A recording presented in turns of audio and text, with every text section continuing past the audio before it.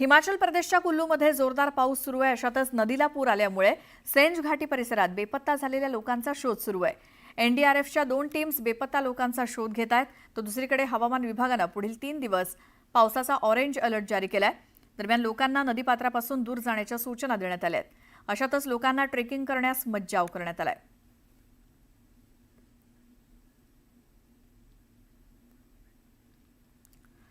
कुल्लूमधल्या Sainz घाटी या परिसरामध्ये पुढचे 3 दिवस पावसाचा ऑरेंज अलर्ट दिलेला आहे.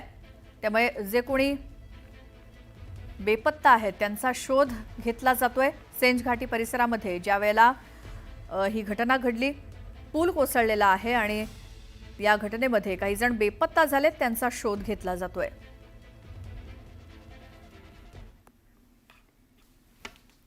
तर मध्य प्रदेशातील हरदा इथे सततच्या पावसामुळे नद्या दुथडी भरून वाहत आहेत. त्यामुळे जिल्हा मुख्यालयाच्या ग्रामीण भागाशी असलेला संपर्क तुटलाय. अशा परिस्थितीत सुद्धा नागरिकांचा हलगर्जीपणा दिसून आला. काही लोकांनी जीव धोक्यात घालून नदी ओलांडण्याचा प्रयत्न केला.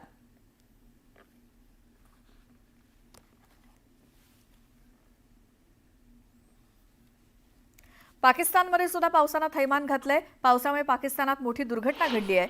स्वात नदीला अचानक पूर आल्यामुळे खैबर पख्तूनवा भागामध्ये पर्यटनासाठी गेलेले एकाच कुटुंबातले 18 जण वाहून गेले.